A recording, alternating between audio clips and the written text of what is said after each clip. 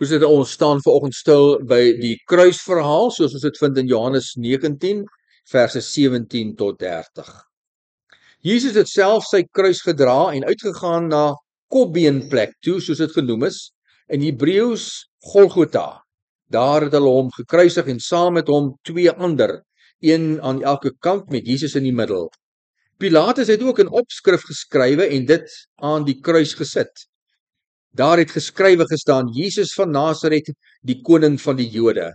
Baie van die Jode het hierdie opskrif gelees, omdat die plek waar Jesus gekruisig is naby die stad was, die stad Jerusalem. Die opskrif was in Hebreëus, Latyns en Grieks. Die priesterhoofde en die Jode het toe vir Pilatus gesê: moenie skrywe die koning van die Jode nie, maar skrywe hy het gesê ek is die koning van die Jode. Pilatus het vir hulle gesê: wat ek geskrywe het ek geskrywe.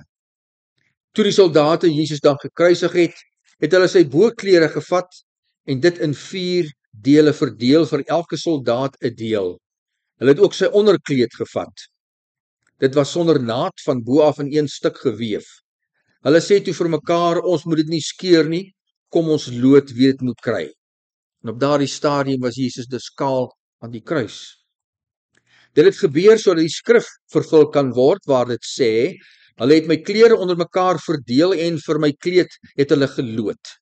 Dit is wat die soldate gedoen het. By die kruis van Jesus het ook nog sy moeder en sy moeder se suster en Maria, die vrou van Klopas, en Maria Magdalena gestaan. Toe Jesus sy moeder sien en die disipel vir wie hy baie lief was, Johannes, wat by haar staan, sê hy vir haar: daar is u seun. Daarna sê hy vir die disipel: daar is jou moeder. Van daardie oomblik af het die disipel haar in sy huis geneem. Hierna het Jesus, met die wete dat alles klaar volbring is en sodat die skrif vervul kan word, gesê: ek is dors. Daar het 'n kan vol suurwyn gestaan. Die soldate het toe 'n spons vol suurwyn op 'n hisoptakkie gesit en dit teen sy mond gehou. Nadat Jesus die suurwyn gekry het, het hy gesê: dit is volbring. Toe het hy sy kop vooroor laat sak en die laaste asem uitgeblaas. Jesus se kruisdood, broer en suster, het 'n einde gebring aan sy sowat 3,5 jaar aardse bediening. En hierdie 3,5 jaar was heeltyd 'n tyd van pyn en lyding. Dit was 3,5 jaar van verwerping. Verwerping veral deur die volksleiers, die kerkleiers, die predikante en die skares. Net 120 het oorgebly van die duisende mense wat tydens daai 3,5 jaar sy wonderwerke gesien het. Dit was 3,5 jaar van konflik. Hy het vasgesit met mede-Israeliete, veral die destydse godsdienstige mense, die kerkleiers, die dominees en die fariseërs. Jesus het 'n onnatuurlike lewe gehad. Nie 'n lewensgang soos 'n gewone mens nie. Hy was gebore nie om te trou, om kinders te hê en oud te word nie. Hy was gebore net vir daai 3,5 jaar sending. Gebore om vroeg dood te gaan. Jesus was gebore slegs vir daardie taak wat die Vader vir hom gegee het. Die ster bo die stal in Bethlehem was eintlik 'n vooruitskouing van die kruisdood. Jesus se sterwe en sy opstanding is die hoogtepunt en die basisfondament van ons Christelike geloof. Dis die hoogtepunt van alles wat ons glo en ook wat ons ervaar as Christene. Maar dis moeilik om stil te staan by Jesus se kruisdood. Instinktief wil mense sê dat Kersfees die verhaal die hoogtepunt moet wees. Ons hou van die verhaal van Baba Jesus. Ons hoor graag die verhale van die persente, die wyse manne, die ster en die engelekore. Maar om aan 'n kruis stadig aan deur die loop van 'n hele paar ure te versmoor en dood te gaan, dit was 'n vreeslike marteldood. En dan om dit nog aan jou kinders te verduidelik. Ek wonder hoeveel Christene kan vertel vir ons hoekom hierdie herdenking van Goeie Vrydag, van Jesus se kruisdood, goed is. Kan ons vir onsself sê hoekom vandag 'n Goeie Vrydag is? Goeie Vrydag is om 'n hele paar redes goed. Dis goed omdat die goeie nuus is oor Jesus wat vir ons sondes kom sterf het. Want dit beteken dat ons nie meer gestraf word vir ons sondes nie. Of dit nou sondes is wat in die verlede is, of sondes wat nog wag in die toekoms. Dis alles reeds vergewe. Ons kan nie God herinner aan sondes wat hy vergewe het nie, dis agter sy rug. Hy het dit agter sy rug gesit. Tweedens is Goeie Vrydag goeie nuus omdat dit vir ons herinner dat Jesus het die mensdom met God die Vader versoen. God het deur Jesus se kruisdood vriende gemaak met die mensdom. Dit beteken versoening. Die kwaai vriendskap wat ingetree het in die tuin van Eden tussen God en Adam en Eva is verby, finaal verby. Die verhouding met die Here tussen hom en die mensdom is volkome herstel en niks kan dit weer verongeluk nie. Alhoewel die Here ongelukkig is natuurlik met ons sondes, broer en suster, kan hy en sal hy nooit sy rug op ons draai nie. Wat 'n wonderlike versekering is dit veral in tye waar ons deur moeilike tye gaan, konflik en andersins.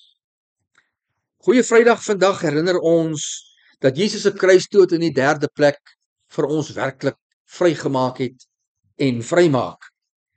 'n Mens is eensaam. Eensaam in jouself, eensaam in die wêreld, eensaam in alles rondom jou. Die mens is eintlik diep eensaam. Eensaam omdat net jy werklik jou lewe kan ervaar soos jy dit ervaar. Jy kan dit nie werklik deel met enigiemand anders nie. Jy kan dit in woorde probeer deel, maar hoe kan iemand anders jou gevoel saam met jou deel wat net aan jou bekend is? Soveel dinge wat ons ervaar, wat deel is van ons lewe, so intrinsiek in ons gedagtegang, ons emosies, bly op die ou end net by ons. Diep eensaam, en daardie eensaamheid verbreek en het die Here beëindig met sy kruisdood. God die Vader het die Heilige Gees gestuur om hier binne in ons te bly. En hier binne in my is hy die enigste een wat weet werklik hoe ek voel van oomblik tot oomblik. Is hy die een wat elke gedagte ken. Daarom op die ou end ken die Here ons soveel beter as wat ons onsself ken. Al dink ons dis nie so nie. En omdat hy ons so goed ken, weet hy presies wat ons nodig het elke oomblik van ons lewe, elke dag. Die Heilige Gees is gestuur om binne ons te bly. Hier binne ons te monitor, te weet wat aangaan. En dan sê die Bybel vir ons, tree hy by die Vader vir ons in met kroone. Nie net woorde nie, nie net 'n verslag van hoe gaan dit met elke Christen op aarde en waardeur gaan hulle en wat is hulle ervarings en wat is hulle emosies en wat gaan hulle gedagtes aan. Veel meer is dit. Die Heilige Gees dra ons emosies oor, ons gevoelens oor aan 'n Jesus aan die regterkant van God die Vader sit en wat presies weet hoe ons voel.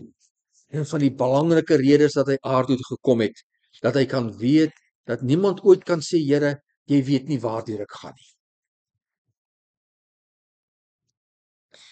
Die Here wat in my is, weet alles. Daarom kan hy binne in my volkome, liefdevol, omhelsend, aanvaardend, verwelkomend en koesterend in my lewe wees.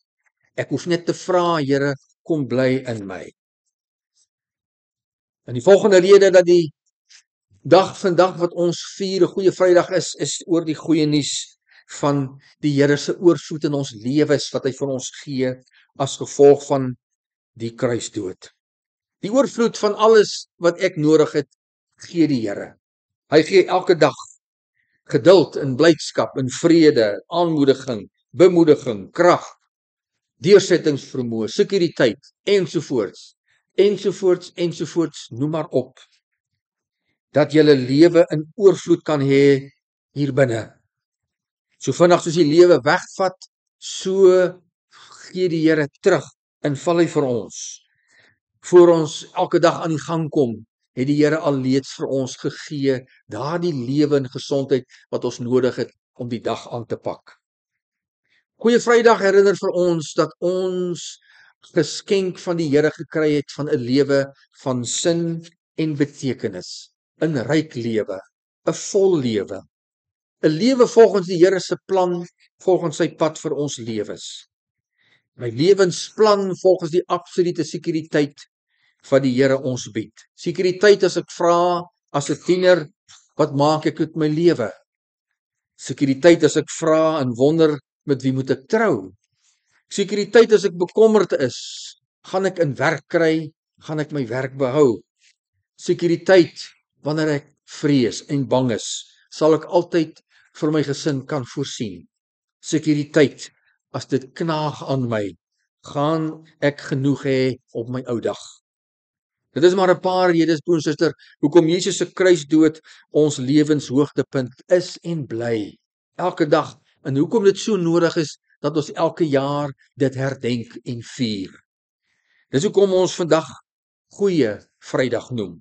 Dis hoekom ons elke dag deur die Here se krag en inwoning 'n goeie dag kan hê en kan verwag, selfs te midde van swaar kry, selfs in daardie tye, hoofstukke, geskiedenisperiodes van ons lewens waar dit moeilik gaan, waar ons in 'n krisis is, waar ons in moeilike omstandighede is.